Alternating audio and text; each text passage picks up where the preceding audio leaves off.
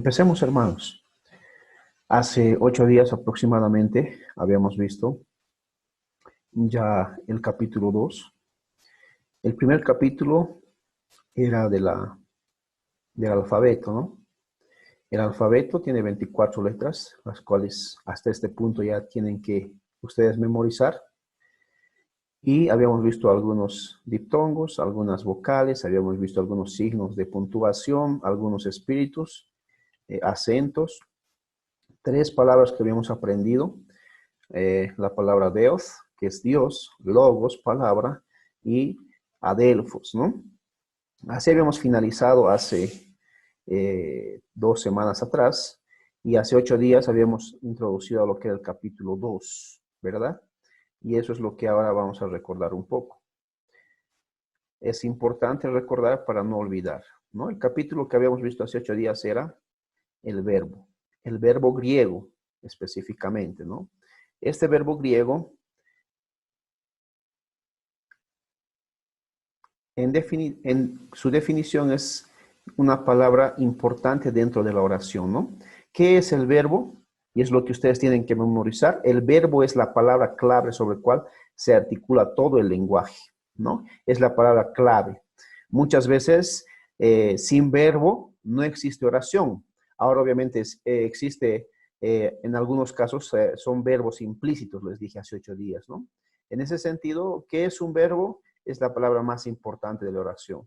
Este verbo, hermanos, puede indicar acción, estado, emoción o proceso, ¿no? Eso dijimos hace 8 días. Acción cuando es jugar, estado cuando es dormir, emoción cuando es amar, proceso cuando es estudiar. ¿Recuerdan? ¿Y cómo saber cuándo una palabra es un verbo? Bueno, se puede saber de 2 maneras, dijimos, ¿no? Primero viendo la raíz o la raíz del verbo o el tema verbal o la desinencia o el morfema. Ya habíamos dado algunos ejemplos de esto, ¿verdad? Pero otra forma también es intentando conjugar el verbo. ¿Recuerdan? Yo puedo conjugar el verbo de la siguiente manera. Por ejemplo, el verbo jugar. Yo juego, tú juegas, él juega, nosotros jugamos, vosotros jugáis y ellos juegan, ¿no? No puedo hacer lo mismo, dijimos, con la palabra puerta, por ejemplo, ¿no? Yo puerta, tú puerta, él puerta, no está bien, hasta suena ridículo a veces, ¿no? En ese sentido, el verbo, uno puede saber cuando una palabra es un verbo, cuando conjuga o sabe la desinencia verbal, ¿verdad? Eso es lo que dijimos. Y eso es importante, hermanos, poder recordar. Además, habíamos visto que esa conjugación en tabla se presenta de esta manera, ¿no? Y la desinencia es o, as, a, amos, ais, an en español. Y el tema verbal es jue, ¿verdad? Eso es lo que habíamos visto también hace aproximadamente 8 días. Este es el tema verbal y esta es la desinencia personal. Tema verbal, desinencia personal. Y eso no podemos olvidarnos, ¿no? Lo propio pasa en griego. Por ejemplo, el verbo griego que es pisteu, que es el verbo creer, de la misma manera que en español tiene un tema verbal y una desinencia verbal. La desinencia es esta, ¿no? Que es o, eis, ei, omen, ete, ousin. Ahora, en este caso, hermanos, o, eis, que obviamente acá no hemos visto lo que es hemos visto lo que es un diptongo, pero no a profundidad, puede pronunciarse eis o puede pronunciarse is, ¿no? Y esto también puede pronunciarse ei o puede pronunciarse i, ¿no? Por razones didácticas vamos a pronunciar como se lee, pero nos vamos a dar cuenta a futuro que es mejor pronunciar is, i. En ese sentido, hermanos, estas son las desinencias verbales, omen, ete, o sin, o, eis, ei, ¿no? Primera persona, segunda persona, tercera persona, este lado singular y este lado es del plural. Eso es importante, hermanos, que ustedes recuerden. Y me imagino que hasta esta altura, hermano, tú ya te has agarrado un cuaderno, unas hojas y estás escribiendo todo lo que estás viendo acá. Porque si no es así, tienes que repetir estas tablas, hermano, hermana. Tienes que repetirlas en un cuaderno. Porque no solo basta con escuchar o con ver, debes hacer para que realmente tu aprendizaje sea significativo. ¿Ya? Por ejemplo, esta tabla tú tienes que repetirla por lo menos unas 20 veces. No solamente leer, sino escribir como está acá. Primera persona singular, pisteu. Segunda persona singular, pisteueis. Tercera persona singular, pisteué. Traducción, yo creo, tú crees, él cree. Plural, pisteuomen, nosotros creemos la traducción. Y segunda persona plural, pisteuete, vosotros creéis. Y tercera persona plural, pisteuosin, ellos creen. Esa es la tabla de conjugación de un verbo griego. Si se dan cuenta, lo único que va a cambiar es la raíz o la desinencia personal, ¿no? Nada más. El tema va a mantener o va a cambiar en el sentido de que se puede usar otra palabra, como en el ejemplo que habíamos dado. Si nos damos cuenta, esa es la desinencia verbal. O, ei, sei, omen, ete, o sin, ¿verdad? Pero si ponemos otro ejemplo, por ejemplo, ginosco, lo único que va a cambiar es el tema verbal y no la desinencia. ¿Qué quiero decir con eso? La desinencia se va a mantener. O, ei, sei, omen, ete, o sin. Y para cualquier verbo regular se va a mantener la desinencia. Lo que va a cambiar va a ser el tema. Fíjense, ginos, hasta ahí, lo mismo es todito, los 6. Ginos, lo único que cambia o se pega es el tema, la desinencia. O, eis, ei, omen, ete, o sin. Yo conozco, tú conoces, él conoce, nosotros conocemos, vosotros conocéis y ellos conocen. En ese sentido, hermanos, hasta este punto es lo que habíamos visto hace 8 días, ¿verdad?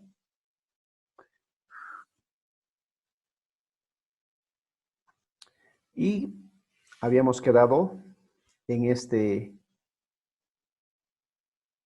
punto, las cualidades del verbo.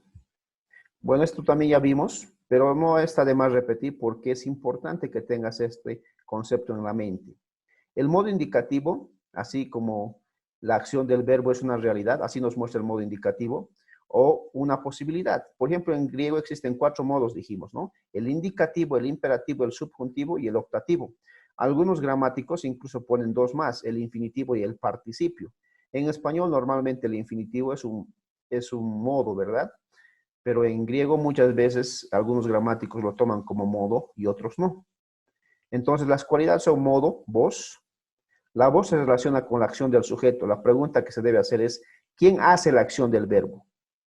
En griego existen 3 voces, la voz activa, la voz pasiva y la voz media.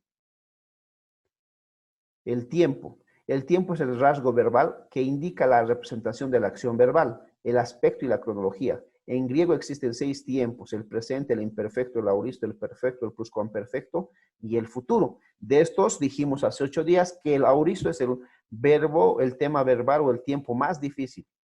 El más difícil, ¿no? Hay hombres que han dedicado su vida entera a intentar explicar el tiempo auristo. ¿Por qué? Porque es el tiempo un poco más difícil de poder entender y explicar aún en la Biblia, ¿no? Por eso es que cuando tú interpretas un tiempo auristo, te das cuenta que hay mucho de lo cual hablar, ¿no? Hay hombres que han hecho su PhD en este tiempo, el auristo. La persona señala si el sujeto es quien habla o de quien se habla, ¿no? Yo juego, él juega, dijimos eso también. El número nos habla de la variación de los sujetos. Pueden ser uno o varios sujetos. En griego existen 2 números, el singular y el plural. Dijimos que en hebreo existe uno más, ¿verdad? El dual. El aspecto. El aspecto es la descripción de la acción, que quiere decir si la acción es puntual, si es iterativa, si es lineal, qué tipo de acción es. Incluso les di un ejemplo, ¿no? No es lo mismo decir yo jugaba o a decir yo jugué, ¿no? Jugaba es una acción continua, ¿verdad? Jugué es una acción puntual. Ambos son del pasado, pero su aspecto es distinto. Jugué es en el pasado puntual. Pero jugaba, pues, es en el pasado, pero es de aspecto continuo. Puede ser que sigas jugando, porque la acción no ha finalizado, el aspecto continúa. Jugaba. Entonces, uno puede preguntarse, entonces, ¿sigue jugando hasta hace 5 segundos? Porque aunque sea pasado, el aspecto te indica si el punto es puntual, si la cuestión es continua, iterativa, literal, o qué tipo de aspecto tiene, ¿no? Y cuando yo hago interpretación bíblica, debo tener muy en cuenta el aspecto del verbo, el aspecto de la acción para poder así dar una interpretación correcta a lo que es la Biblia, ¿no? Por eso es tan importante, hermanos, la gramática española, la gramática griega y en el Antiguo Testamento la gramática hebrea. Mínimamente, hermanos, alguien que quiere interpretar la Biblia, mínimamente debería conocer la gramática española. Muchas veces hay muchas falencias, hay muchas dificultades. ¿Por qué? Porque no se conoce la gramática española siquiera.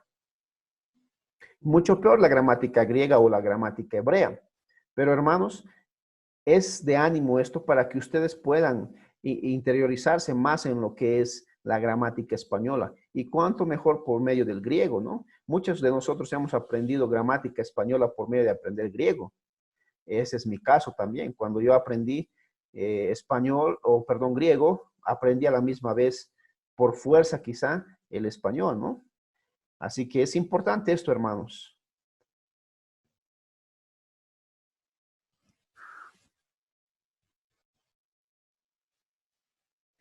Bueno, hasta aquí habíamos visto este punto y luego vino la diagramación y ahí habíamos quedado hace 8 días, ¿no? La diagramación, hermanos, es algo que personalmente me fascina, tanto en español, tanto en griego como en hebreo. En los 3 idiomas se puede diagramar y no solo en los 3, en cualquier idioma se diagrama. Gracias al Señor he podido estudiar algo de lingüística en lo que era la universidad y ahí he podido pulir, si vale el término, algunas funciones de lo que es la diagramación, ¿no? Muchos de ustedes quizá me pueden entender. Existen diagramación, por ejemplo, estructural, así se llama, de árbol, ¿ya? Y diagramación como la que vamos a ver. Entonces, ¿qué es la diagramación? Y esa es la pregunta crucial. ¿Qué es la diagramación? La diagramación, hermanos, como dice acá en esta diapositiva, la diagramación es como un mapa del texto. Te guía a través del texto, indicándote el inicio y el fin del texto. Entonces, la diagramación, hermanos, es como el mapa del texto. Es como que te está guiando de tu manito, si vale el término, al inicio y al fin del texto. ¿Ya? Con eso no te puedes equivocar. Entonces, es importante que tú en cualquier idioma que vayas a aprender, aún en español, puedas y aprendas a diagramar. Esta es una frase que hemos sacado después de un buen tiempo de estudiar, ¿no? ¿Qué más es la diagramación? La diagramación ordena la oración de forma lógica, como nosotros pensamos, los hispanos, vale decir sujeto, verbo y predicado.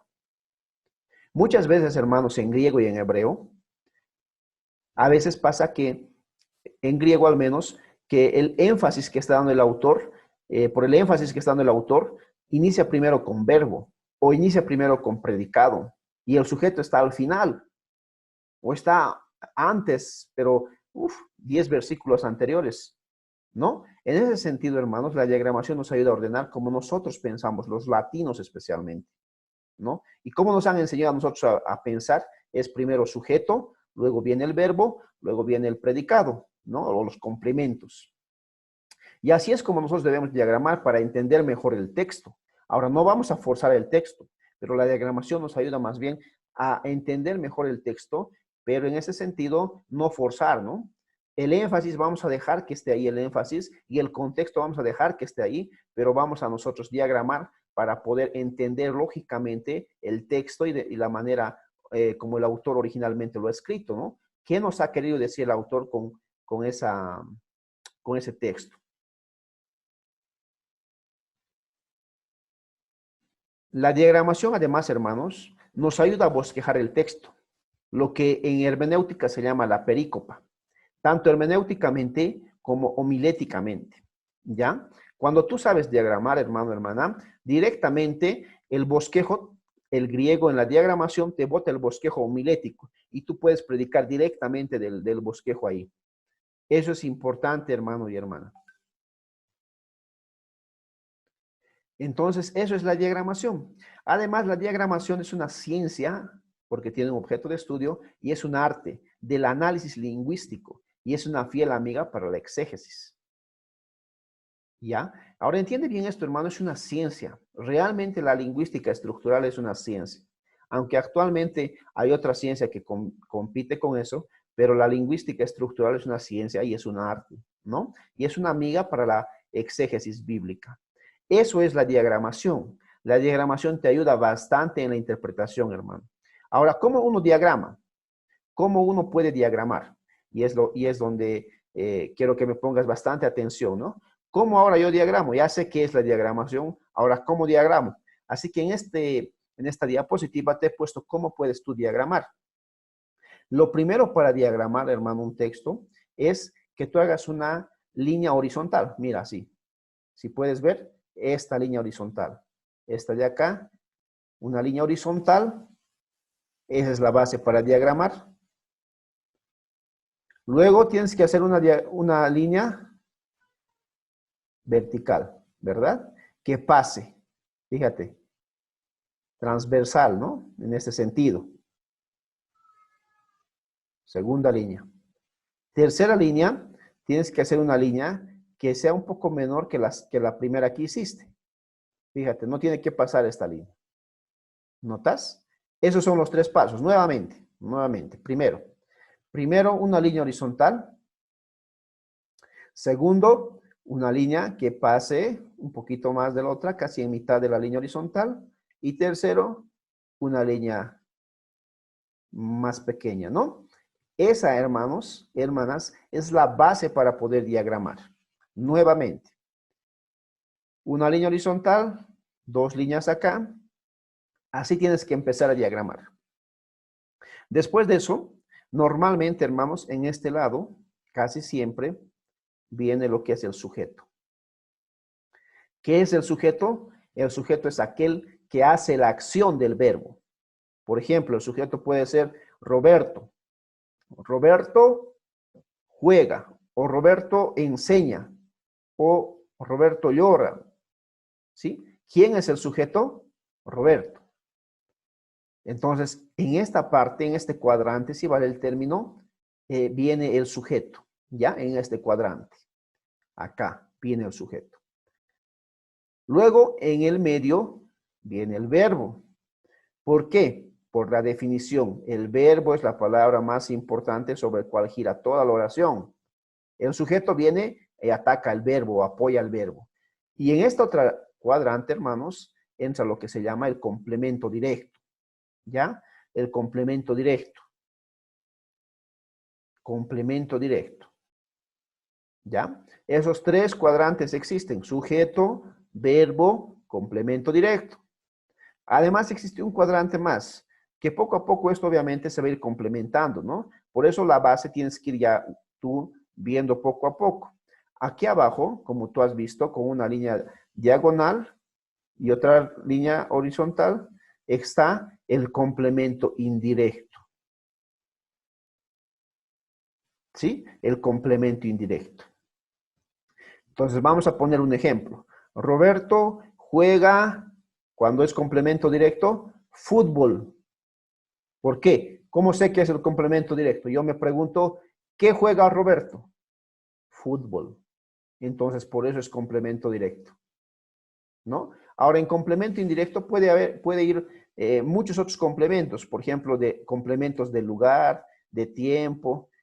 Por ejemplo, Roberto juega fútbol en el estadio, ¿no? Entonces, viene aquí abajo todos los complementos. ¿Sí? Esto es obviamente recordando un poco lo que hemos llevado en colegio, en la universidad quizá, pero es la diagramación específica, ¿no? Y esta es la base, hermanos, para que todos nosotros podamos diagramar. Por ello, nuevamente vamos a ver la diagramación. Línea horizontal, 2 líneas allá, viene aquí el sujeto, nunca olvido eso, siempre va a estar eso en mi mente, viene acá el verbo, cualquiera sea el verbo, fuese el verbo, el complemento indirecto a este lado y el complemento indirecto a este lado, ¿sí? Entonces, así es como vamos a diagramar nosotros. Si hasta acá no me has entendido, hermano, hermana, no te preocupes. Al final voy a tomar una media hora o un poquito más para poder explicar en detalle esto, ¿no? Como esta clase está siendo grabada, entonces queremos ir de derecho, digamos, hasta el final. La diagramación nos ayuda a entender la idea original del autor. Esto es importante. Otra vez la línea, fíjate la línea. Horizontal, la que corta ahí, la pequeña, sujeto, el verbo griego, ginosco, conocer. Sujeto se abrevia de esta manera, el verbo griego ginosco, conocer. Y el complemento directo, que se abrevia CD, ¿no? Entonces, cuando veas CD, quiere decir complemento directo. Complemento directo. En gramática siempre se maneja CD. En cualquier libro que tú busques de gramática española o griega, vas a ver esta abreviación, CD, complemento directo.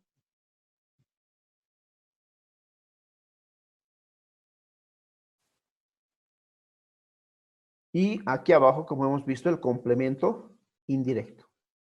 Complemento directo, complemento indirecto. Sujeto, verbo. ¿Sí? Eso es importante, hermano, hermana, que memorices este cuadrito que hemos hecho. Todos estos cuadrantes es importante que memorices y escribas en tu cuaderno con el que estás ahí, el cuaderno de apuntes, porque esto debes memorizar para diagramar. Si no puedes hacer esto, te vas a complicar a futuro, porque vamos a diagramar bastante.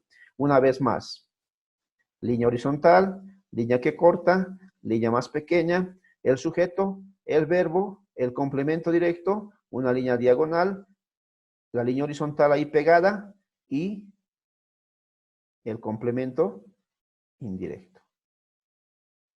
¿Sí? Eso es importante, hermanos, que ustedes sepan. Muy bien, eso es la diagramación, esa es la base para diagramar, ¿ya? Y ese es del capítulo 2 que hemos ido viendo. Ahora habíamos aprendido hace 8 días 3 palabras, ¿verdad? Deos, logos y adelfos. Hoy para finalizar el capítulo 2 vamos a aprender otras palabras. La primera, ginosco. Conocer, saber, entender, comprender. Estas palabras que estamos aprendiendo, hermanos, son las palabras que aparecen más de 50 veces en el texto griego. Casi todas las palabras que vamos a aprender aparecen más de 50 veces en el texto griego. ¿Eso qué quiere decir? Que es importante que aprendas estas palabras a un principio y después puedes aprender las demás. Pero estas aparecen más de 50 veces en el texto griego, ya sea el texto recibido con el cual yo trabajo o ya sea el texto crítico, ¿no? Entonces, la palabra conocer o la palabra ginosco se puede traducir como saber, como entender, como comprender y como reconocer. Aparece 223 veces en el texto recibido o el receptus, como hemos dicho, y en el crítico aparece 22 veces, ¿no?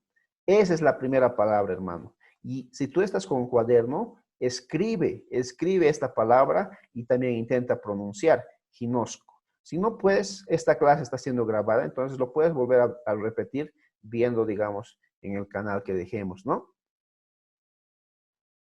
Otra palabra, hermanos, es la palabra pisteo, ¿no? Que es la palabra que hemos visto en este capítulo que ya estamos finalizando, que es la palabra creer, o significa eso, confiar, tener fe. Esta palabra es un verbo, por eso ves la B, ¿no? Acá también es un verbo, por eso está B. Aparece 248 veces en el receptus y 241 veces en el texto crítico. Y la palabra número 3 es la akuo, que quiere decir oír o escuchar. También es un verbo, ¿no? Por eso está con V. Aparece 437 veces en el Receptus y 428 veces en el Crítico, ¿no? Ya les dije que la diferencia es por la cuestión de muchas veces el mismo texto, ¿no? En ese sentido, vamos a futuro quizá ver aquello.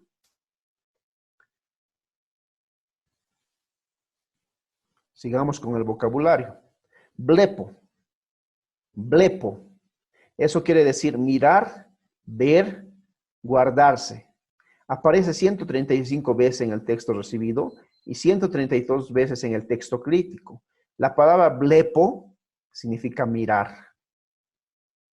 Debes escribir, hermano, hermana, para que puedas aprender. Si te das cuenta, este lleva un acento, ¿verdad? Acá en la vocal. Entonces debes escribir. Es importante eso. Y la palabra balo. Y así se pronuncia esta palabra, hermanos. Balo.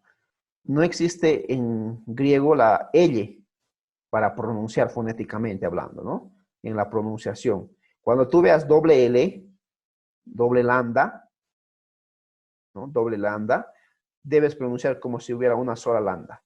Balo. No puedes pronunciar ballo, sino es balo.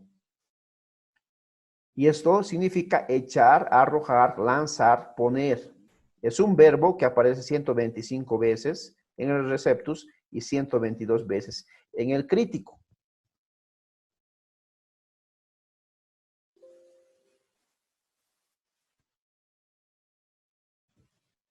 Y hasta ahí, hermanos, finalizaríamos con este capítulo, que es el capítulo número 2. ¿Ya? Vamos a entrar hoy entonces a nuestro capítulo número 3. Lo que me interesa de que ustedes aprendan hasta este punto es de memoria el alfabeto, qué es un verbo, cómo se conjuga un verbo, qué es la diagramación y cómo se conjuga la diagramación. ¿Sí? Eso me interesa que ustedes sepan. Muy bien. Este, hermanos, es el capítulo 3. Ya hemos visto el capítulo 1, hemos visto el capítulo 2 y hoy veremos el capítulo 3. Nuevamente, en el capítulo 1 debemos aprender de memoria el alfabeto. Si no has hecho eso hasta ahora, vas a tener problemas a futuro. En el capítulo 2, lo que me interesa que sepas es qué es un verbo y cómo se conjuga un verbo.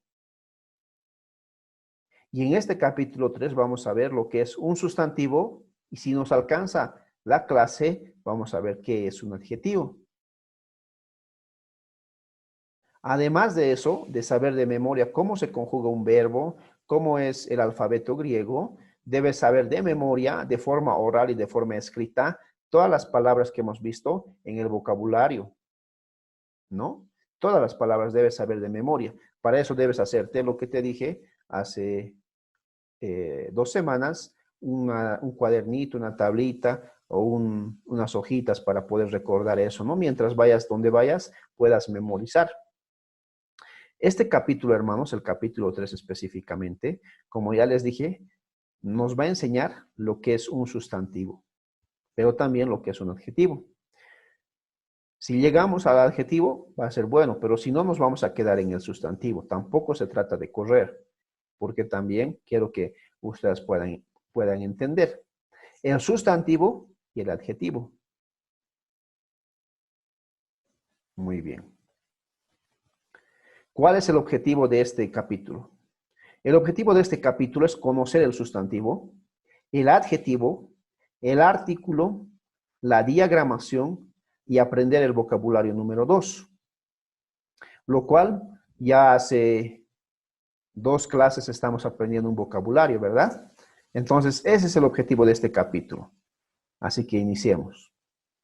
Siempre primero con una frase para que les sirva a ustedes, hermanos, de ánimo, ¿no? Porque estas frases son para eso, para que te sirva de ánimo. Así que permíteme leer esta frase.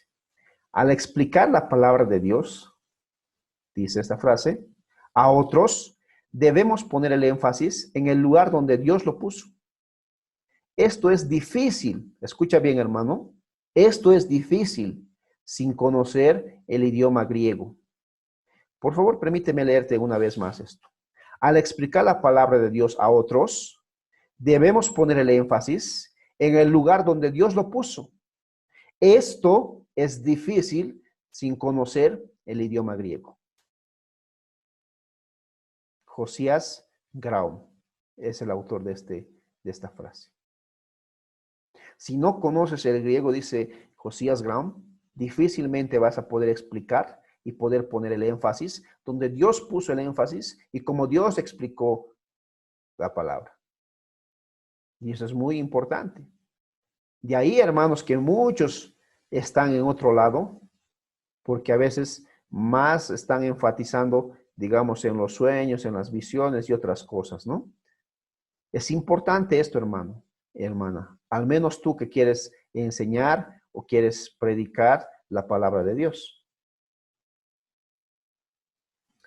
El griego, dice, esta frase, es una lengua fascinante y expresiva, perfectamente escogida por Dios para compartir su mensaje del Evangelio. Una hermana que se llama Anita dice eso. Entonces, sustantivo. ¿Qué es un sustantivo? Quizá ya tú te acuerdas de colegio, de algún otro lado donde hayas aprendido qué es el sustantivo. Pero no está de más recordar el sustantivo. Los sustantivos son palabras que designan o nombran a una persona, a un animal o a una cosa. Nuevamente, los sustantivos son palabras que designan o nombran a una persona, a un animal o a una cosa. Cuando yo te pregunte o alguien te pregunte qué es un sustantivo, es una palabra que designa a una persona, a un animal o a una cosa. Por ejemplo, Adán es persona, perro es animal y templo es cosa. ¿Qué es un sustantivo? Es una palabra que designa, que nombra, que señala a una persona, a un animal o a una cosa. Y eso también está en la Real Academia Española, ¿no? En la definición.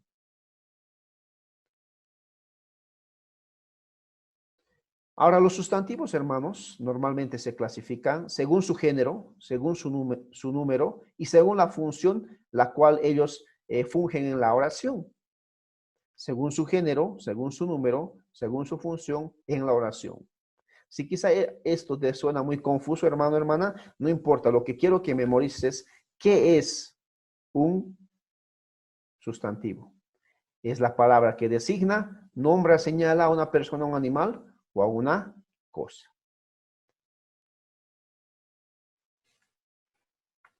Veamos el sustantivo según su género. En español, hermanos, existen solamente dos géneros gramaticales. ¿Ya? El género masculino y el género femenino. Déjenme abrir aquí un paréntesis para entender un poquito esto. Esta palabra género, que ahora la ideología de género lo ha tomado de la gramática, solo existía en la gramática. Solo en la gramática existe el género.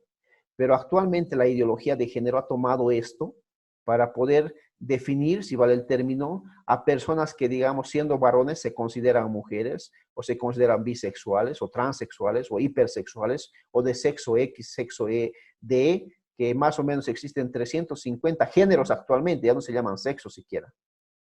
Entonces, los de ideología de género han sacado de acá, de la gramática, el género, que lo que Dios creó y como hemos aprendido en Génesis, es sexo, ¿no?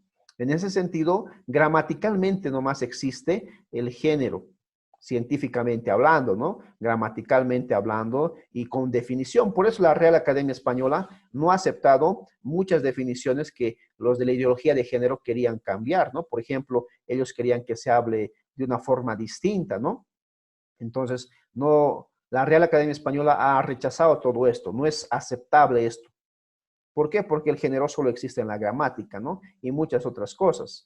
Por ejemplo, cuando están hablando con arroba y en vez de poner pones arroba y todo aquello, ¿no? No es la clase en este momento, pero quería hacer el énfasis en ese sentido. Entonces, sigamos. el masculino y el femenino. Pero en griego, hermanos, existe además del masculino y el femenino una tercera, que es el género neutro.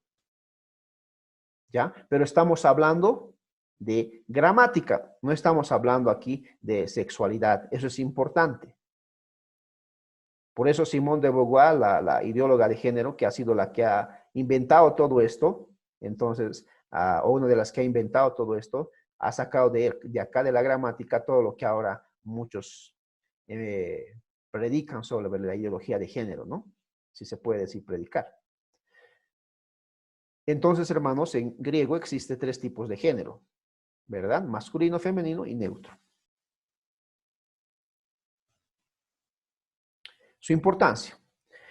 Es importante que tú y yo conozcamos el sustantivo porque en el griego, en el texto griego, se usa mucho sustantivo y mucho adjetivo. Es constante el uso de estos dos palabras, ¿no? Es constante. Por eso es importante que tú y yo sepamos esa declinación. Ahora, hermanos, esta es una tabla y como si ustedes se habrán dado cuenta, normalmente yo enseño por tablas, porque pienso que es más sencillo, pero a la misma vez te resume mucho. Así que esta tabla es como una matriz en matemáticas. Esta tabla está enseñándote lo que es el sustantivo, el adjetivo o cualquiera de los dos. Funciona para los dos. Primero, lo primero que tienes que ver acá arriba, no sé si ves acá, sí ves, es el caso. El número a este lado y a este lado el género. Y aquí la función que cumple. Y acá donde dice declinación, existen primera declinación, segunda y tercera. ¿Ya? No importa si no entiendes ahora, hermano. Solamente quiero que me pongas atención a esto. En el caso, existen el caso nominativo, el caso genitivo, el caso dativo, el caso acusativo y el caso vocativo. Caso nominativo, caso genitivo, caso dativo, caso acusativo y caso vocativo. Esos 5 géneros existen. Ahora hay algunos gramáticos, hermanos, que ponen 2, 3 casos más. El ablativo, que está dentro del genitivo, o muchas veces del dativo.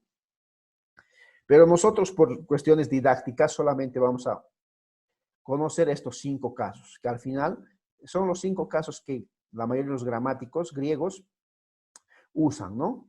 Pero quizá en algún texto, libro griego que vas a ver, vas a encontrar otros casos más, que son los ablativos y demás, que están dentro de estos casos también, ¿no? Pero los 5 casos generales son estos. El caso nominativo, genitivo, dativo, acusativo y vocativo. El número puede ser singular o puede ser plural.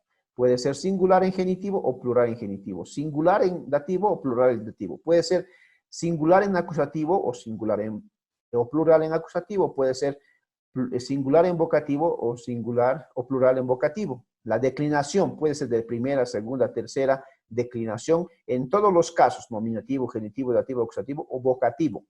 El género pueden ser 3, género masculino, género femenino o género neutro, tanto en nominativo, en genitivo, en dativo, en acusativo y en vocativo. La función que cumple. El nominativo, hermanos, cumple una sola función y es el de ser sujeto de la oración. ¿Ya? Cuando tú veas una palabra que esté en caso nominativo y estés diagramando, tú tienes que ponerle donde está el sujeto. Entonces, cuando veas una palabra que esté en caso nominativo, la función que cumple es sujeto. Ahora, si hay una palabra que esté en caso genitivo, la función que cumple es posesivo de otro sustantivo. ¿Sí? Posesivo de otro sustantivo. Cualquier caso genitivo, la función que cumple es posesivo de otro sustantivo. Sujeto. El caso nominativo. El sujeto es, por ejemplo, Roberto juega fútbol. El sujeto es Roberto, entonces caso nominativo, ¿no? Pero cuando es genitivo, posesivo de otro sustantivo, es Roberto Roberto tiene un balón de fútbol. Ese balón de fútbol, ese posesivo, es que señala el genitivo de fútbol. ¿Sí? Y luego existe el caso dativo, que es el complemento indirecto. Y luego existe el caso acusativo, que es el complemento directo, ¿no? Roberto juega fútbol, complemento directo. El vocativo. Este caso vocativo invoca o llama. Un caso bíblico es cuando Jesús dice, oh Gálatas insensatos. Eso está en caso vocativo. Oh Gálatas insensatos. ¿No? Eso está en caso vocativo. ¿Por qué? Porque está invocando, está llamando, les está exhortando. Y la idea ahí en ese texto es como que Pablo se sube encima de una mesa, encima de una silla, y lo que está haciendo con los hermanos es decir, ¿por qué? ¿Por qué conociendo la verdad están volviendo nuevamente al error? ¿No? Entonces Pablo no está en la misma altura, si vale el término, de los demás hermanos, porque él se sube encima de una mesa y les está exhortando, les está llamando la atención, les está invocando que vuelvan otra vez al evangelio, que se arrepientan y vuelvan al evangelio. Oh, Gálatas insensatos. Entonces el tenor de esa frase no es la misma que las demás frases. El tenor es que Pablo está molesto, pero quiere demostrar eso por medio quizá de este caso vocativo. Y cuando tú conoces griego te das cuenta de eso, y cuando vas a explicar en el púlpito eso, te vas a dar cuenta de aquello. No es lo mismo de decir Gálatas insensatos o Gálatas insensatos que poner el énfasis y llamarles y decirles a los hermanos, hermanos, aquí Pablo lo que está diciendo está invocando a que vuelvan nuevamente al evangelio. Oh, Gálatas insensatos. Esa es la idea. Y esa es la importancia, hermanos, del texto, del griego, y de conocer lo que es sustantivo y adjetivo. Por eso cuando tú puedes ver el griego, vas a poder poner el énfasis, como decía la frase, donde Dios puso el énfasis. Pero si no conoces griego, difícilmente vas a poder hacer eso con certeza. Tú puedes inventarte o quizá el Espíritu Santo te puede guiar a eso, pero realmente no vas a poder, a ciencia cierta, si vale el término, hacer este énfasis, ¿no? Como dijo el autor en la frase que vimos a un principio. Entonces, ¿quieres poner el énfasis donde Dios puso el énfasis? Aprende griego.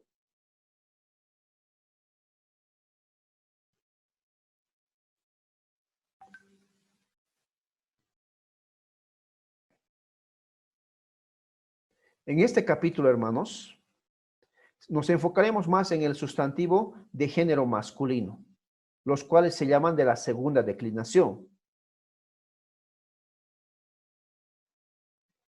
Antes de continuar con lo que es el género, quiero que recordemos qué es un artículo, ¿ya? ¿Por qué? Porque el artículo, hermanos, nos va a ayudar bastante en la interpretación también.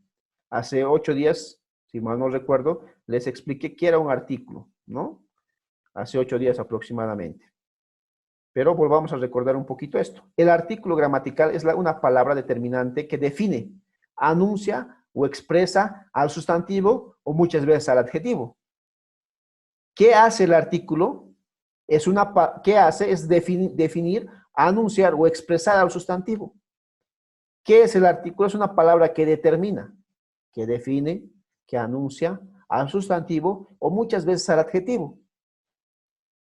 El lugar posicional del artículo gramatical dentro del sintagma en la relación del sustantivo y el adjetivo es anterior a ambos.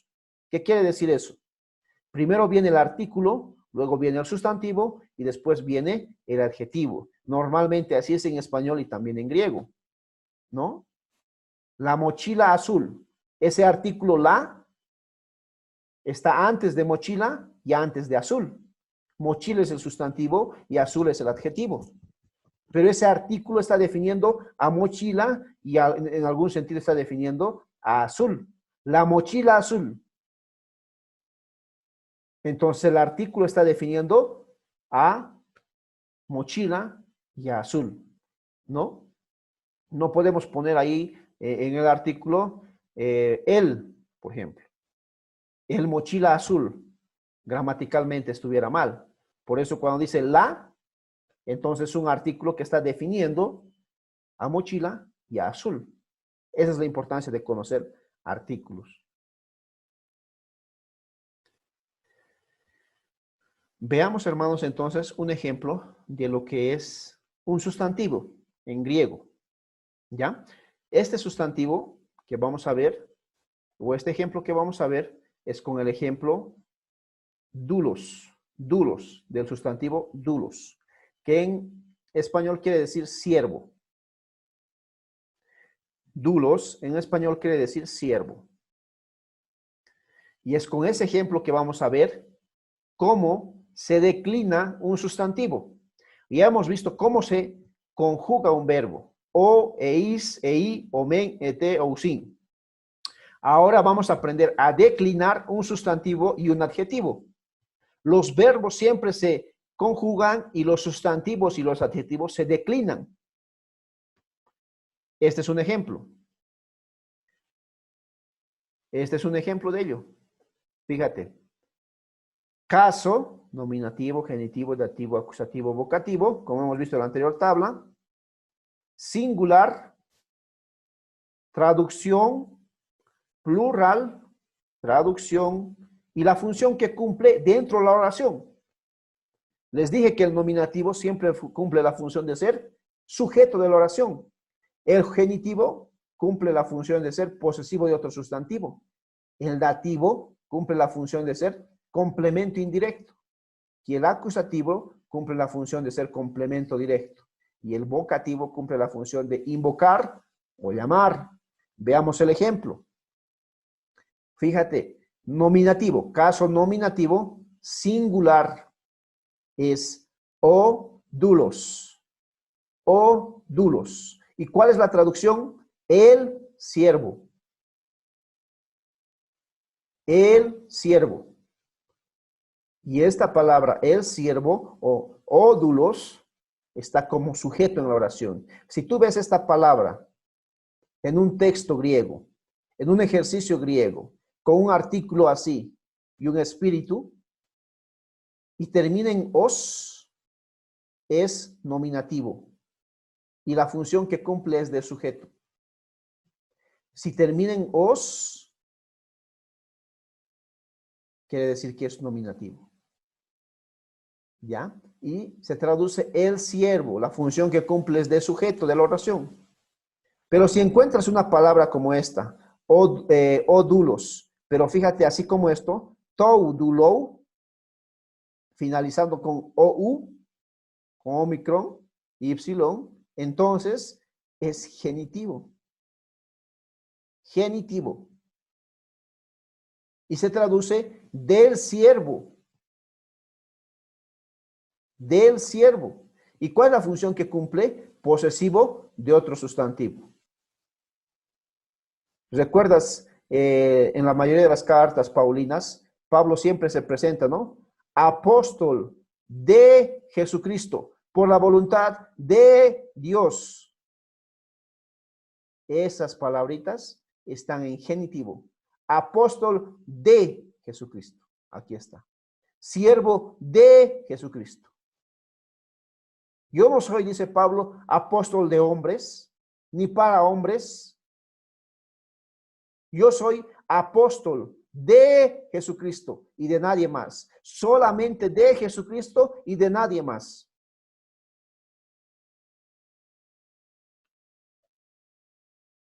¿Cómo sé eso? Porque está en caso genitivo.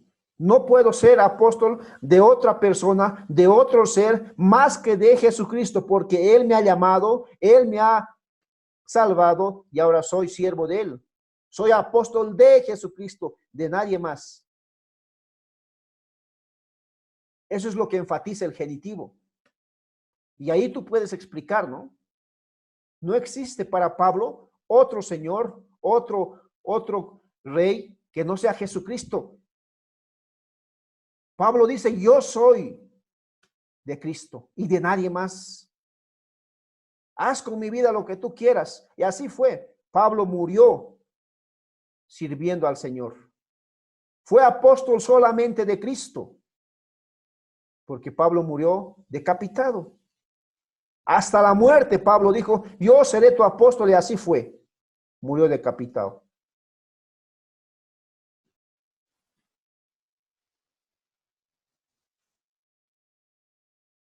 Genitivo, del siervo, singular.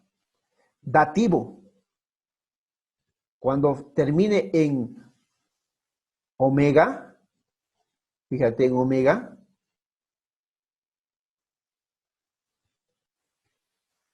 entonces está en caso dativo. Cuando veas un texto, una oración que termine en omega, está en caso dativo. Tienes que poner al dativo. ¿Y qué es eso? Un complemento indirecto.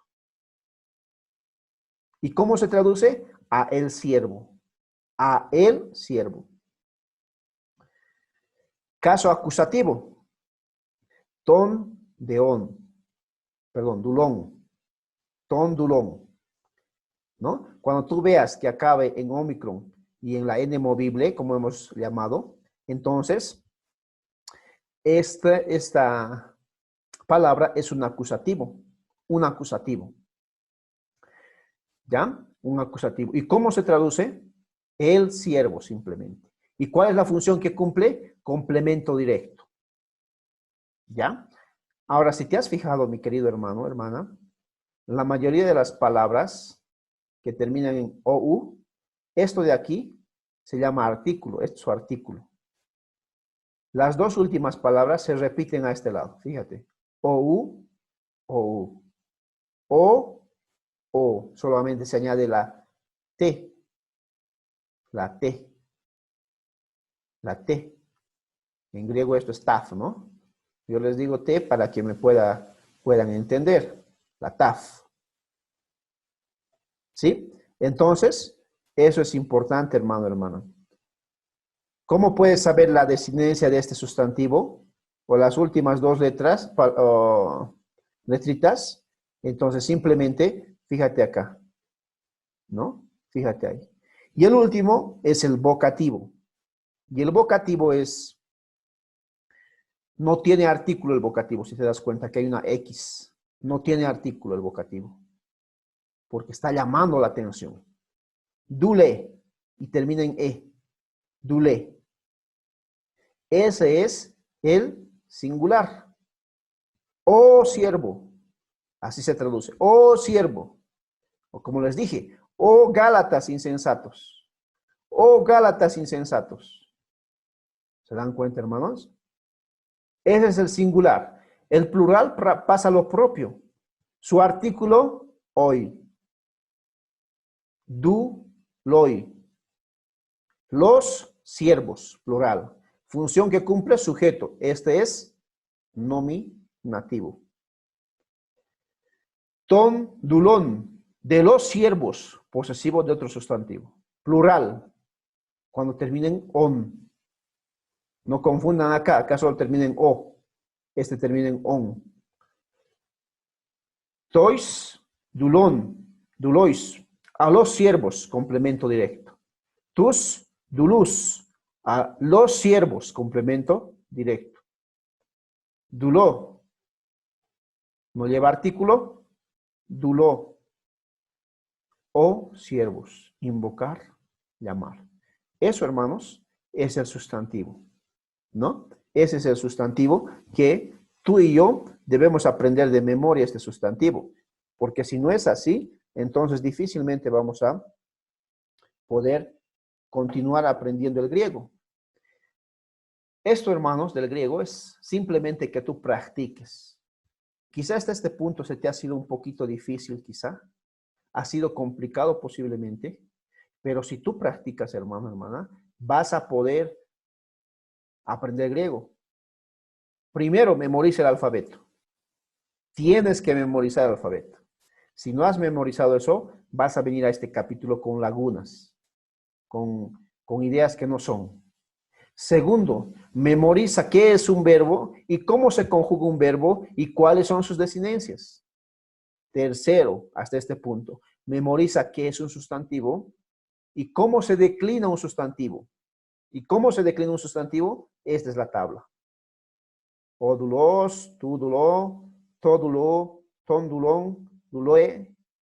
El siervo del siervo, al siervo, el siervo o siervo. Y en plural, lo propio. Como ves esta tablita, así tienes que aprender a memorizar.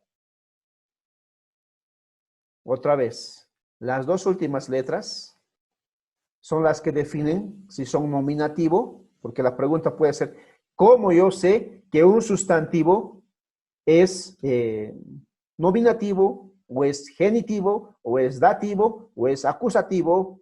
¿Cómo yo sé? Fácil, hermano. Fíjate simplemente las dos últimas letras, os, ou, o, on, e. Si termina con os, es nominativo, ojo cerrado. Si termina con ou, es genitivo, ojo cerrado. Si es dativo, tiene que terminar con o. Si es acusativo, con on. Y si es vocativo, con e. Si termina así, entonces es singular del nominativo, genitivo, dativo, acusativo y vocativo. Si termina con oi, es nominativo, pero plural. Si termina con on, es genitivo, pero plural. Si termina con ois, es dativo, pero plural. Si termina con us, es acusativo, pero plural. Si termina con oi y no tiene artículo, es vocativo, plural. Y traduzco o siervos, ¿no? Entonces, eso es importante. O siervos insensatos, por ejemplo, ¿no? Pues podemos decir, está usando el vocativo. Está usando el vocativo. Ya vamos a ver ejemplos de eso en la Biblia. Primero aprendamos la teoría, ¿sí? Y yo sé que quizá tienes algunas dudas, hermano, hermana. Finalizamos y empezamos a responder preguntas y también a preguntar un poquito aquello. Muy bien. Ese es el capítulo 3 que hemos visto los sustantivos. Pero además de declinar un sustantivo, de conjugar un verbo del capítulo 2 y aprender a diagramar en el capítulo 2, también acá debemos aprender a diagramar el sustantivo, ¿no? La diagramación es como un mapa, dijimos. Es la estructura que nos da para una correcta interpretación. Por eso es importante diagramar. Hay muchos libros de griego, pero no conozco ninguno que te enseñe a diagramar. Así que en ese sentido, gracias al Señor, llevamos ventaja. ¿Qué es la diagramación? Ya dijimos qué era. Ahora vamos a aprender a diagramar el texto de forma que tú puedas poner en su lugar todos los sustantivos, tanto en caso nominativo, genitivo, dativo, acusativo, y con la función que cumplen. Si hasta este punto, hermano, hermana, tienes algunas dudas, espérame un ratito. Termino esto y empezamos a aclarar las dudas. Y voy a parar la grabación también. Fíjate, para diagramar la base, una línea. No olvides eso, una línea recta. Siempre la base va a ser esa. Entonces, quiero diagramar, hago una línea recta primero. Una vez que he hecho una línea recta, otra línea ahí, que es un poquito más abajo. Y otra línea que no pasa la línea horizontal. ¿Sí? Esos son los tres cuadrantes que hay que hacer. Sujeto, verbo, complemento directo. Esa es la base para diagramar. Entonces, acá en el medio, una vez más, siempre va el verbo, siempre el verbo. Sea explícito o sea implícito. Sea explícito o sea implícito, siempre va a ir el verbo. Ginosco, conocer. Conocer. En este cuadrante, el sujeto. En este caso debe terminar en os. Por eso yo sé que aquí va el sujeto, porque es la función que está cumpliendo esta palabra, os. Sujeto y es nominativo. Y como es nominativo y es sujeto, tiene que terminar en os, o y s. ¿No? Nominativo, aquí está. ¿Cómo sé que es nominativo? Porque termina en os, como en nuestro español, ¿no? Estoy pronunciando así, hermanos, para que me deje entender con ustedes. Os es nominativo y es sujeto. ¿Te das cuenta? Es nominativo y es sujeto. Fíjate en la tabla. Y permíteme ir ahí a la tabla. Fíjate en la tabla.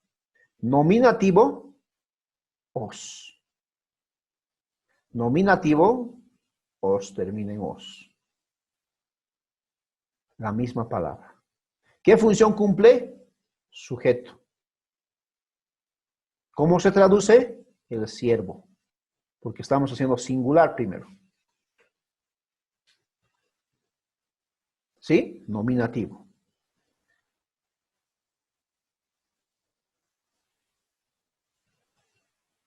Fíjate, línea, línea, línea, verbo,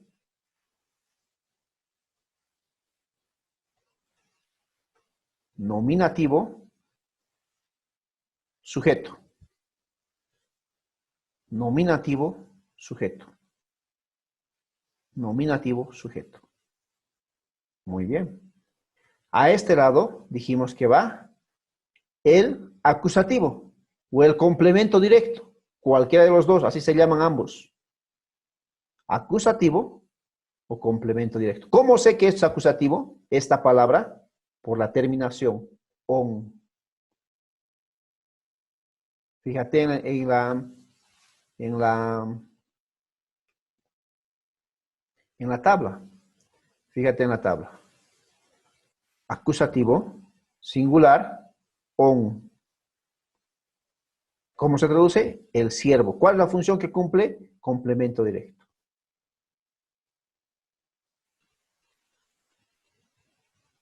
Muy bien. Para diagramar línea horizontal, dos líneas ahí.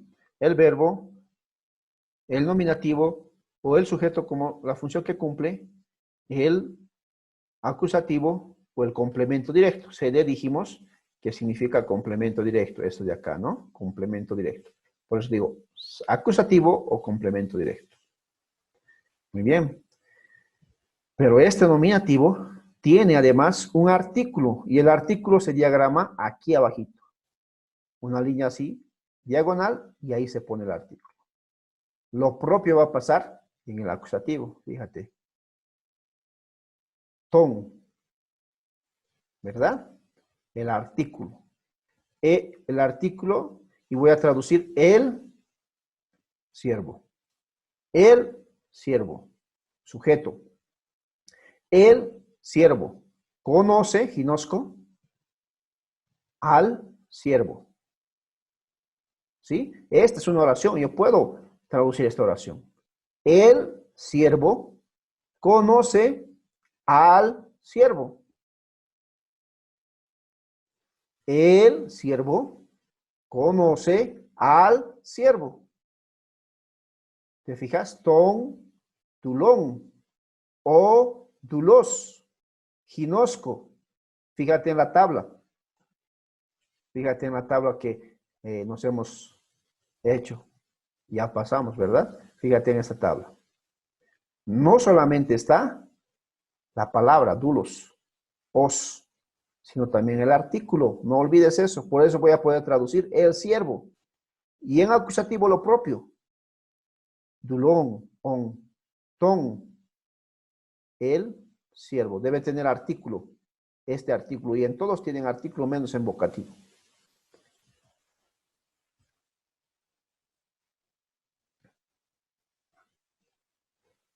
Muy bien. Entonces, para diagramar, una línea horizontal, dos líneas ahí, el verbo, el nominativo o el sujeto, el acusativo, los artículos de cada uno de ellos, ¿no? El siervo conoce al siervo. ¿Notas el artículo? Este artículo es el siervo y este artículo es al siervo acusativo. Es distinto el artículo para traducir. El siervo, sujeto, conoce al siervo. Es muy distinto. Pero además vimos también que existe otro, que es el complemento indirecto, que así lo llamamos, o el dativo, caso dativo o complemento indirecto, que también está en la tabla, termina en O. Entonces, todas las palabras que terminen en O, omega, tienes que hacer al caso dativo. Aquí es su paradero, digamos. Acá tiene que estar. No puede estar acá, no puede estar acá ni acá. Todo en la diagramación tiene su lugar. Los nominativos siempre acá, los verbos siempre acá, los acusativos siempre acá, los dativos siempre acá abajo. Por eso el griego es exacto, hermano, hermana. Y obviamente ese también tiene su artículo. Ahí está su artículo, ¿no? Todos los sustantivos tienen su artículo. O la mayoría, menos en el caso vocativo, ¿no? Aquí está su artículo, fíjate. To, dulo, dativo. Muy bien. Entonces ya tenemos caso nominativo, caso acusativo, caso dativo. Nos faltaría dos porque son 5. Y el caso genitivo es el siguiente, que va debajo de cualquier otro sustantivo y de cualquier otro caso. Siempre debajo.